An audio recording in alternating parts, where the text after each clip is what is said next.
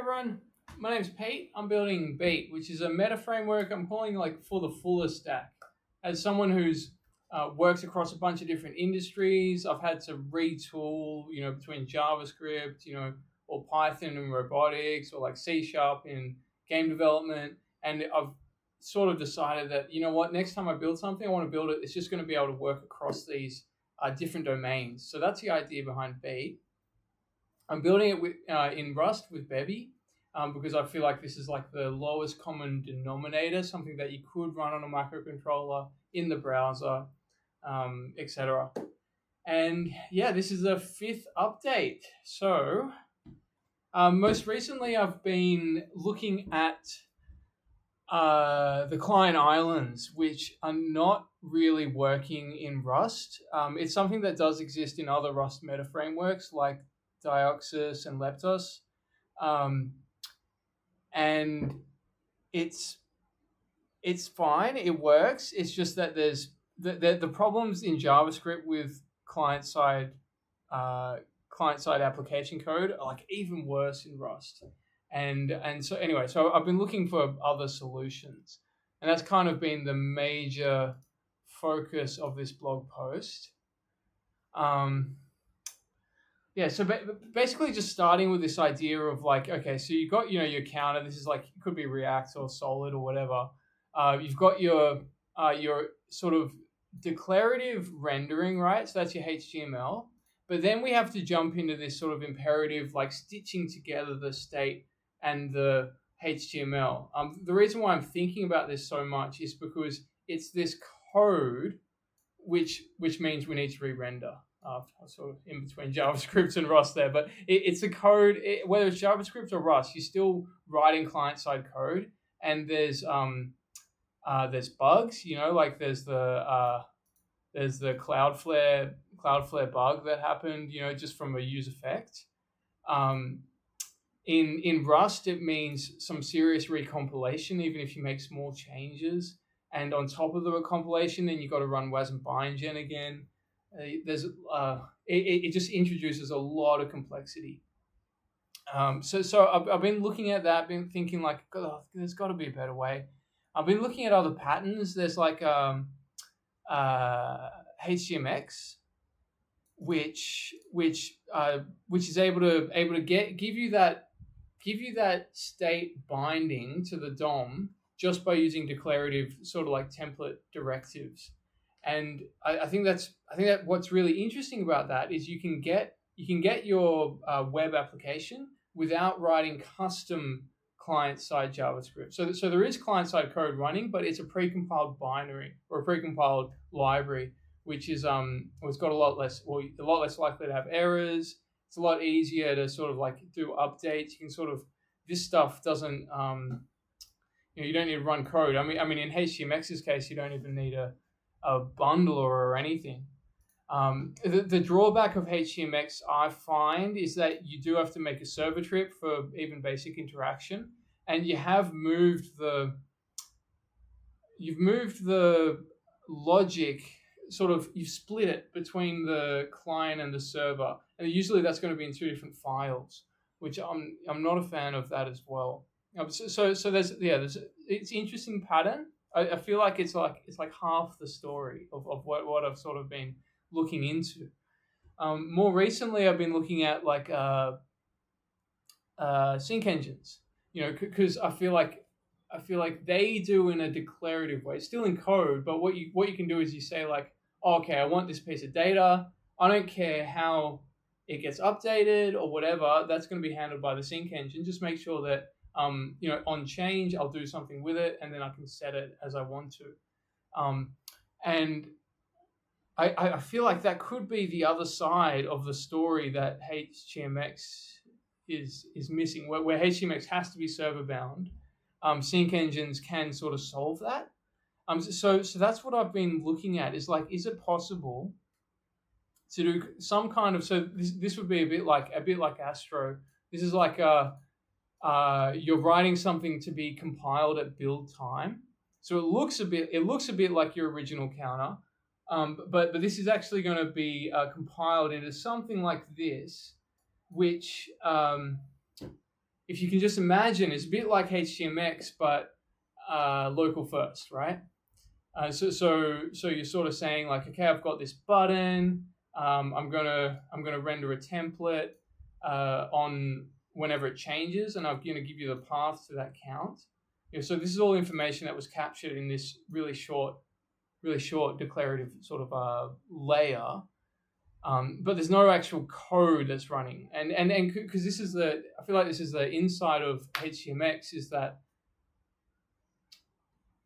that you usually don't need code running. If you've got a CRUD application, create, read, update, delete, done. You don't need custom code for so much of a web application or an application in general.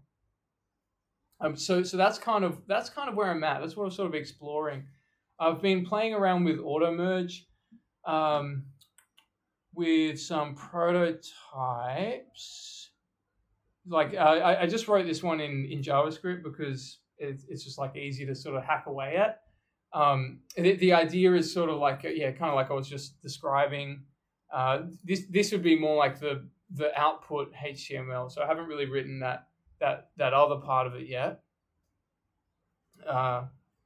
Anyway, yeah. So that's kind of what I'm exploring, and here's a more involved to-do list. The difference with the to-do list is this one solves the because sync engines can do the data, right?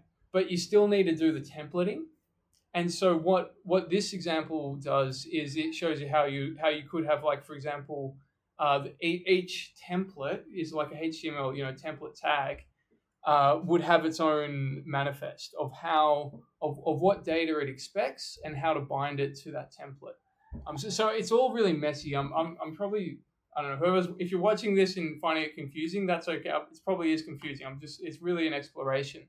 But the idea is that you can still do this like pretty clean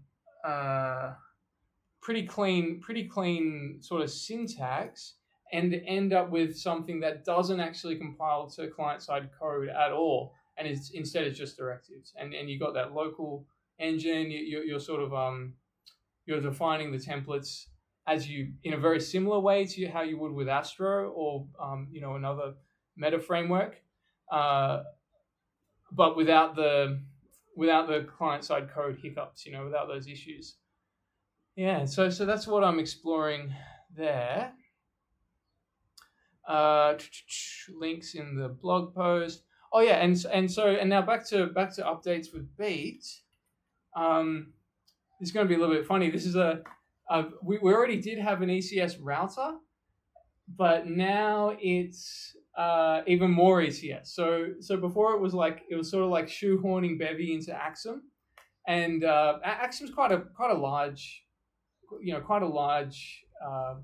server, and there's a lot of doubling up because we've already got our own request, response, extractors, etc. So it was always something which you sort of want to push out your dependencies if you can, and in doing so, I've introduced Beat Flow. So this is where it gets really weird and experimental. But this is kind of like like in robotics or games, you have behavior trees where it's like behavior. Maybe I should really show. Yeah, I think this would be worth showing. Hold on. If we go like behavior tree, it's a very, very simple way of defining control flow.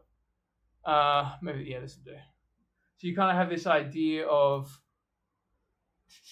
open image, new tab. Okay, you got this idea of like sequence. You go first one, second one, then if that fails or passes, then next one, that fails or passes, etc. Which to me looks a lot like a router. Or maybe that's because I wrote a behavior tree library. But looking at the router problem, I was like, man, a lot of routing is quite limited. For example, middleware is often just handling an opaque request response. Whereas if you used a behavior tree, you could sort of and pair it with ECS, where you got this really flexible data model. You could have render aware middleware. So that's what this blog post is. So for example, the blog post is Markdown if I go to like post 5, that's just a markdown article. And then if I have a look at article layout, then this is your middleware. This is a bit like Astro's collections. If you ever use Astro to, you define a collection, then you define a template, and then you stitch them together. This is a bit like that. But instead, it's middleware, right? Instead, it's you define it in your router. So you'd go to your pages index, server. This one, right? So here you're saying, okay, for any route with a path docs or blog, we're going to apply the article middleware. And again, super experimental.